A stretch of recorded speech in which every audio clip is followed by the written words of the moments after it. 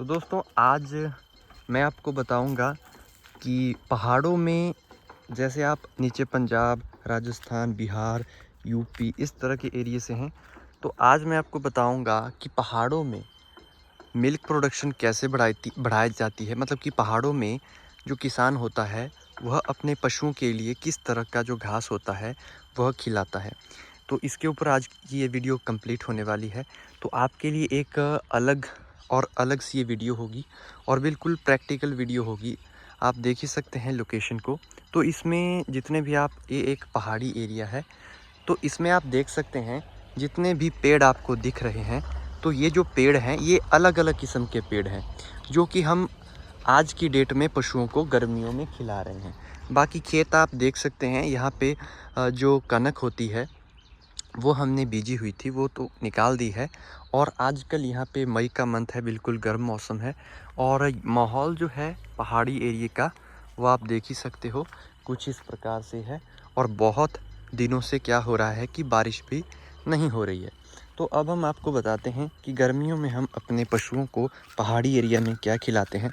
आपके नीचे तो साइलेज होता है, फिर हरी घास आपने खेतों में लगाई होती है, तो आप तूड़ी के साथ उसको मिला के खिलाते हैं। तो देखिए, पहले तो मैं सबसे पहले आपको ये बताता हूँ, ये जो आप घास देख रहे हैं ये वाला, ये होता है हमारे यहाँ पे, इसको बोलते हैं हरी घास। जैसे आपके खेतों में हरी घास होती है तो वैसे हमारे ये फाट, हम लोकल भाषा में इनको बोलते हैं।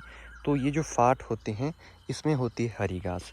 तो सिंपली इस हरी घास को काटते हैं और मशीन में इसको जो है वो काट के फिर इसको हम डायरेक्ट भी खिला देते हैं पशु को, नहीं तो हम सूखे घास के साथ इस हरे घास को मिलाकर पशु को खिला देते हैं। ये एक हमारा ये हो गया।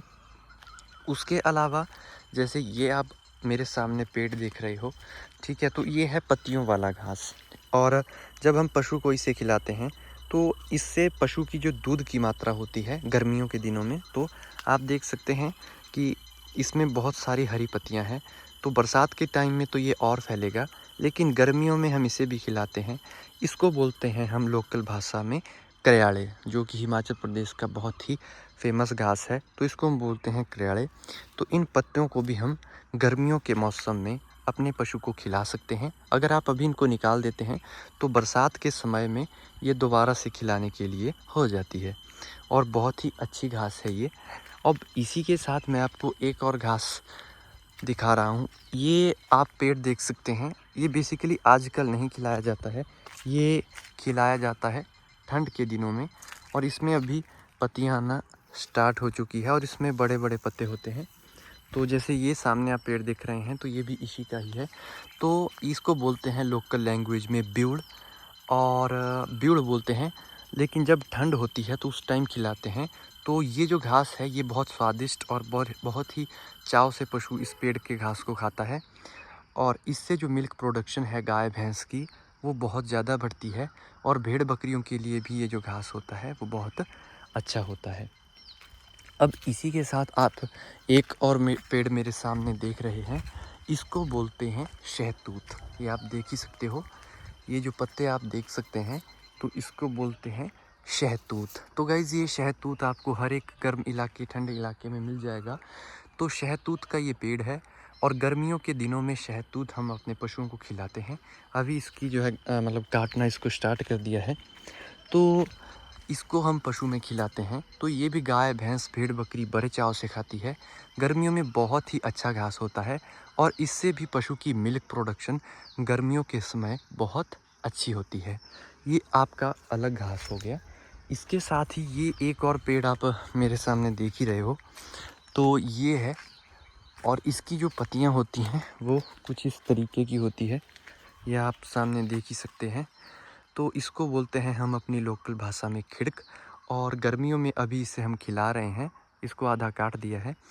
तो इससे भी पशु की जो मिल्क प्रोडक्शन होती है वो बहुत अच्छी होती है। और इसी के साथ ही गर्मियों के दिनों में इसे आप अपने पशु में खिलाइएगा तो गाय भैंस भेड़ बकरी सभी इसको बड़े चाव से खाती है। और इसी के साथ अगर मैं आपको एक और घास यहाँ पे दिखाऊं, तो ये आप मेरे सामने देख सकते हैं, इस तरह के ये जो पत्ते होते हैं और इसी घास का ये ऊंचा पेड़ है। इसको बोलते हैं हम पाजा।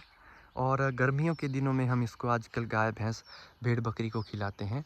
तो इससे मिल्क प्रोडक्शन तो नहीं बढ़ती है, लेकिन ये है कि गाय भैंस का पेट भरने के लिए ये जो घास है इसको हम खिलाते हैं, और ये बहुत ही अच्छा घास होता है गर्मियों के दिनों के लिए।